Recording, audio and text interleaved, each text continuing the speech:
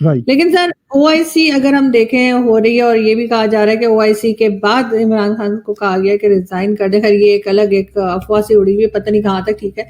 लेकिन ओआईसी को आप किस तरह देखते हैं? क्या वहां पे भी ये कश्मीर डिस्कस होगा या इस मीटिंग का मकसद क्या है, किस लिए कर रहे हैं ये लोग? बड़ी इंटरेस्टिंग बात आपने की। देखिए ओआईसी अनफॉर्चुनेटली ऐसे वक्त पे हो रही है जो पाकिस्तान के लिए एक मुश्किल वक्त है। अब ओआईसी कभी कभी कश्मीर पे कोई ना कोई ट्वीट कर दिया करती है इनके कहने पे, इनकी सरकार के कहने पे। लेकिन ओआईसी के जो बड़े स्टेक होल्डर्स हैं, जो जाहिर है सऊदी अरब है, यूएई है, तो इस तरह के जो अमीर कंट्रीज हैं, जाहिर है पैसा उन्हीं के पास है इस्लामिक कंट्रीज में से। Saudi Arab is on the top and they are doing very well by the way. Saudi Arab बहुत अच्छी राहों को अपनाए हुए है। I really appreciate.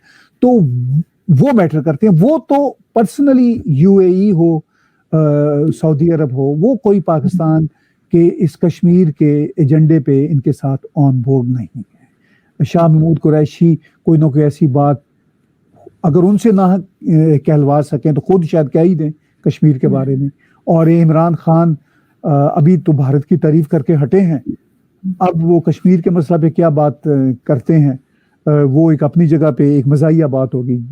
तो ये कुछ कर भी देते हैं, उससे ना भारत को फर्क पड़ना है, ना फ्रैंकली ओआईसी के जो अमीर कंट्रीज हैं उनके जो रिलेशनशिप हैं भारत के साथ, उन पे कोई आंचा नहीं है। लेकिन वो अब जो भी इधर उधर की बातें हैं वो कर लेंगे, उस मीटिंग में कोई फर्क नहीं पड़ेगा। कि देखें ओआईसी का इजलास हो रहा है और उसका एक की प्लेयर जो है यूएई, वो कश्मीर बैठा है क्योंकि इन्होंने कश्मीर पे बात करनी होगी। वो वहां पे अपॉर्चुनिटीज, वो कश्मीर का अजीब सी बात है वो कश्मीर का इंफ्रास्ट्रक्चर बिल्ड करने के लिए तैयारी है। वो बहुत बड़े बड़े प्रोजेक्ट वहां पे कर रहे हैं। ओआईसी सबसे पहले मैं उस पर बात क्या करूं, मैं आलिया जो मेरी ऑब्जर्वेशन ओआईसी का क्या है, एक मुसलमानों के लिए प्लेटफॉर्म बनाने की कोशिश की गई थी पैरेलल टू यूनाइटेड नेशंस, जो कि कोशिश नाकाम है। वो एक सऊदी टूल बन चुका है, इससे अलावा कुछ भी नहीं है। Saudi propaganda tool, that's what it is. उसको टर्की के साथ भी इश्यूज हैं, उनको इंडोनेशिया के साथ भी इश्यूज हैं, मलेशिया के साथ भी उनको इश्यूज हैं। और वो अगर सऊदी विल के बगैर आप कोई भी बात करें तो ओआईसी आपको वहां से बाहर निकाल देती। फिर तो रियासत मदीना दिल्ली में हुई ना। बिल्कुल मैं एग्री करूंगा, बिल्कुल मैं एग्री करूंगा। मैं ख्वाहिश करूंगा इस तरह का लीडर पाकिस्तान में हुआ है। मैं ख्वाहिश करूंगा, मैं विश करूंगा इस तरह का लीडर को है। उसने तो रियासत मदीना बना दी है वहां पे। हमारे खान साहब मुझे ये बताएं, इन्होंने हर चीज बना दी है सिवाय करप्शन के। हर ऑर्डिनेंस इन्होंने अपनी जेब में स्टैंप रखी हुई है, उस स्टैंप लगा के ऑर्डिनेंस निकाल लेते हैं, लेकिन करप्शन नहीं रोक सके जो मैंडेट का हिस्सा था। अब तो खान साहब भी तारीफ करने पे आ गए, अब तो वो भी जाते जाते वो भी लेकिन टू लेट। देखें उनका नंबर 85 है करप्शन में, आपका 140 है। उनका डॉलर 70 पे है, आपका 200 से ऊपर जाने वाला है। तो अब हर किस चीज का comparison. Doctor Jaishankar is a professional, he's a statesman, he's a professional diplomat। हमारे जो मौसूफ हैं वो मुल्तान की, वो जिले की सियासत चाहते हैं। वो उनके टेबल के ऊपर फॉरेन पॉलिसी नहीं है। और सबसे बड़ी मिसाल आपने ठीक। अच्छा सर, ये जो ओआईसी है इसमें खान साहब ये जो मिसाइल की बात है वो करेंगे? अभी तक तो उन्होंने की नहीं, तो करेंगे इसमें? मिसाइल के बारे में मैंने जो खासकर जो मैंने पढ़ा है, मिसाइल के बारे में इनके पास कुछ भी नहीं है। उसकी वजह फ्लेवर है। 130 मील मिसाइल अंदर आया, इनका सिस्टम सारे फेल हुए। सबसे पहले तो बात यह है। और मेरी इंफॉर्मेशन जो है वो काफी हद तक मैंने आर्टिकल पढ़े इधर उधर से कि इस वक्त ताइवान को भारत यही मिसाइल ताइवान को बेचना चाहता है। और यही मिसाइल जो है ये समझे उसकी एक एक्सरसाइज थी। पहले मैं इसको ह्यूमन एरर समझता रहा हूं, लेकिन उसके बाद मैंने इसके बारे में जब इंफॉर्मेशन इकट्ठी की गई है तो मेरे ख्याल में it was like a power show to show कि how superior our missile system is. तो उसमें दे आर वेरी सक्सेसफुल। और मेरे ख्याल में it was intentionally done, it was an exercise. लेकिन आपका सिस्टम फेल्योर हुआ है। आपके रडार ने उसको पिक किया, लेकिन आपकी जो चाइनीज सिस्टम आपका जो आपने खरीदा हुआ है against this missile system, it failed. कर लेते हैं क्योंकि ये तो खैर हम ये भी समझते हैं कि चलें इसी वजह से शायद ज्यादा जो है वो, वरना हम तो इनका जवाब पत्थर से देने के लिए फौरन तैयार हो जाते हैं। तो फिर कुछ ऐसी सिचुएशन नहीं बनी कि इस खत्ते में जो है वो जंग के बादल छा जाते हैं। लेकिन चले देखते हैं कि प्राइम मिनिस्टर इस कॉन्फ्रेंस में उसके ऊपर बात करते हैं या नहीं करते। अभी तक तो नहीं की। उनका क्लिप्स वगैरह भी सोशल मीडिया पे चल रही हैं कि वहां पे जो असले का डिपो था इनका आर्मी वालों का, उसमें धमाके लोगों ने देखा कि ब्लास्ट हुए हैं और बड़ा शोर मचा उस पे, और बहुत हमारा मीडिया भी चुप रहा, हमारे सारी कहने चाहिए गवर्नमेंट भी चुप रही, ISPR की तरफ से भी कोई स्टेटमेंट नहीं आया। बड़ी देर के बाद पता लगा कि तो उन्होंने कहा जी शॉर्ट सर्किट हो गया था, यानी ह्यूमन एरर था। तो जब इंडिया की तरफ से आया था तब ह्यूमन एरर नहीं था, हमारे यहाँ हो गया तो ह्यूमन एरर है। साथ ही हमने एक और मिसाइल का तजुर्बा किया जो सिंध में कहीं गिर गया। तो ये इस तरह की बेवकूफियां, इस तरह के पैसे इन्वेस्ट करना कहाँ तक सही है आपके ख्याल से? फिर ये कहते नहीं हमें बड़ा डर है, हमें भारत इसीलिए कुछ नहीं कह रहा क्योंकि हमारे पास इस तरह के मिसाइल्स और हथियार हैं।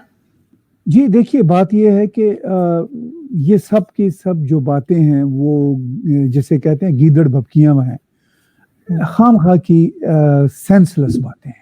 मैंने जैसे अभी अर्ज किया कि पाकिस्तान को अपने जो नेशनल सिक्योरिटी इंटरेस्ट को सही मानों में देखना होगा कि क्या है और क्या उसमें हाइप है। जो तो खामखा की हाइप है उसको खत्म करना होगा। ये it is in the interest of Pakistan. और एक OIC आपको ना फलस्तीन पे डिलीवर कर सकी कुछ भी, वो ना बर्मा में कुछ डिलीवर कर पाई, ना वो सीरिया के मुसलमानों के लिए कुछ कर पाई, ना वो कश्मीर के बारे में कुछ कर पाई। तो उसको बुला के एक ऐसा मुल्क उसको बुला के इजलास कर रहा है जहां के लोग गुर्बत में पिस रहे हैं, जो 2 वक्त का खाना नहीं खा रहे। आप उन टैक्स पेयर का पैसा जो है इतने लोगों को बुलाएंगे, और आपने आज से महीना पहले 2 महीने पहले बुलाया था, $1 भी आपको देकर नहीं गए। वो स्वाय इस वक्त OIC को अपनी गवर्नमेंट बचाने के लिए इस्तेमाल किया जा रहा है, इसके अलावा उसका कोई फायदा नहीं पाकिस्तान में आने का। इस मैनिपुलेशन। आपने कहा कि सर 2 वक्त का खाना जहां पर जो है वो देने की आपको फिक्र करनी चाहिए, तो उसका एजेंडा देख लीजिए। उन्होंने रखा है कि इस्लामोफोबिया, पैलेस्टीन, कश्मीर, ये सब कुछ, और असल जो मसाइल है हमारे वो तो इससे कहीं बहुत मुख्तलिफ है ना। देखें, यहाँ वॉशिंगटन DC तक चीखें गरीब पाकिस्तानियों की सुनी जा सकती हैं, लेकिन इस्लामाबाद वाले उनके कानों में सीसा जा चुका है। यही एक सबसे बड़ा अलमिया है, यही सबसे बड़ा अलमिया है कि $200 तक जाने वाला है, और जिनकी आमदनी डॉलरों में, पाउंडों में है, उनके वो आंखों से अंधे और कानों से बहरे हो चुके हैं। हम लोग यहाँ पे बैठे हैं, मैं 2 हफ्ते जो अपने आंखों से देख कर आया हूं, मैं ड्राइवरों से पूछता रहा हूं, वेटरों से पूछता रहा हूं कि तुम्हारी जिंदगी के क्या हालात हैं, और वो उनके चेहरे देख कर आया हूं, उनके आंसू देख कर आया हूं। मैं अफसोस वाली बात है कि हमारे जो रियासत मदीना का सबसे बड़ा ठेकेदार है, मिसाल दे देता है ब्लूमबर्ग की, और उसको महंगाई भी नजर नहीं आ रही, उनको महंगाई नजर नहीं आ रही। वो बातें करते, वो मिसाल देने शुरू कर देते हैं तो वो वेस्टर्न इंस्टीट्यूशंस की मिसालें देते हैं। भाई उर्दू में बात करो उनको लोगों के साथ यार। अब देखें किस तरीके से यू टर्न मार गया। अब इस्लाम सिर्फ इस्लामोफोबिया, और यार खाने को कुछ मुंह में पेट में होगा तो इस्लामोफोबिया की बात होगी। एक भूखे बंदे को ये जो आप बता, और मैं एक और मिसाल से पूछता हूं, और खान साहब ने बड़ी चुपके से कह दिया मैं तब्दीली देना चाहता था, पाकिस्तान अभी तैयार ही नहीं तब्दीली के लिए। सर अभी भी अगर इतनी उनकी सपोर्ट की, ना सिर्फ ये कि अवाम ने भी, उन्होंने वोट भी लिया, और हर तरह से आपको पता है कहां से उनको सपोर्ट मिली, अगर अभी भी तैयार नहीं थे तो फिर पता नहीं कैसे इनके लिए तैयारी होगी। अच्छा साजिद साहब, ये भी एक बात कि इसमें जो OIC है, हम एक OIC पे एक लास्ट क्वेश्चन, फिर हम एक और अपने टॉपिक तरफ बढ़ेंगे। इसमें अफगानिस्तान का मसला जो है वो भी एक बड़ा एक एजेंडे में शामिल। आप समझते हैं कि इस OIC के बाद जो अफगानिस्तान में इस वक्त जो बहुत मसाइल हैं और जो बहुत पीछे चले गए, कि वहां पर बहुत खाने पीने को कुछ नहीं और बड़े बुरे हालों को है और कोई बात भी नहीं करा, तो क्या इससे वो मसला उठेगा या हल हो जाएगा? बिल्कुल नहीं। मैं इससे पहले कि OIC के बारे में डिटेल में जाऊं, आपको यह बताना चाहूंगा कि आपको पता है कि OIC के अंदर अफगानिस्तान के फॉरेन मिनिस्टर नहीं आ रहे, कोई लोअर लेवल का आदमी आ रहा है। ये पाकिस्तान को दूसरे तरीके से सनब करने की कोशिश की जा रही है।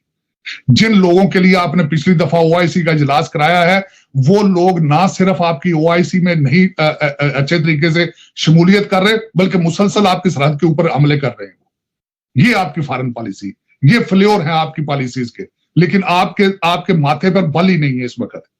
आपको ये नहीं पता। मैं बल्कि 2-3 चीजें और जो थी वो मेंशन करना चाहूंगा। खान साहब की इंडिया भारत के साथ फॉरेन पॉलिसी के कंपैरिजन पर, जापान के जो प्रीमियर गए भारत के अंदर, उनकी स्टेटमेंट्स किसी ने पाकिस्तान में कवर ही नहीं की। वो बड़ी सख्त स्टेटमेंट्स पाकिस्तान के खिलाफ टेररिज्म के बारे में देखे गए। उसके बाद आपने देखा ऑस्ट्रेलिया के साथ इंडिया की एंगेजमेंट। उसके बाद आपने देखा है कि किस तरीके से वो रशिया से सस्ता तेल लेने की कोशिश कर रहे हैं अपनी इकॉनमी के लिए, अपनी चीजों के लिए। हमारी पॉलिसीज किस तरफ हैं? किस एजेंडे पे हम काम कर रहे हैं, वो किस एजेंडे पे काम कर रहे हैं। मैं हमेशा इस चीज पे बिलीव करता हूं, आलिया, अगर आप खुद को अच्छा काम नहीं कर सकते तो किसी अच्छे काम की कॉपी कर लें आप। लेकिन हम लोगों ने एक जिद बना रखी है, और खासकर चाइना, अपने सारे एग्स चाइना की बास्केट में डालने से पहले हमने ये भी नहीं सोचा कि चाइना एक वो मुल्क है, वो कभी अपने इंटरेस्ट के अगेंस्ट डिसीजन नहीं लेता, वो अपने कस्टमर्स लूज नहीं कर सकता, चाहे वो अमेरिका हो चाहे वो भारत हो। तो वो आपके इश्क में इतना आगे नहीं जाएगा कि भारत को एज ए कस्टमर लूज कर जाए। लेकिन आपकी आंखों पर पट्टी होती है हमेशा, आपके सिर्फ और सिर्फ पॉलिसी डॉलर बेस होती है। आपके इस वक्त जो रूलिंग एलीट है वो सारी की सारी डुअल नेशनल है, आइदर कैनेडियन सिटीजन है, वो आइदर अमेरिकन सिटीजन है या ब्रिटिश सिटीजन है। आपको फॉरेन इंपोर्टेड चीजों को इस्तेमाल करने का इतना इश्क, आपको जुनून हो चुका है कि आपने अपने लीडर भी बाहर से मंगाने शुरू कर दिए हैं, वो खाते पीते हैं वापस चले जाते हैं, और मार खाता है गरीब का बच्चा जो वहां बैठा है, जिसका कोई पुरसाने हाल नहीं है। वो बेचारा वोट डालता कहीं है, वोट जाते कहीं है।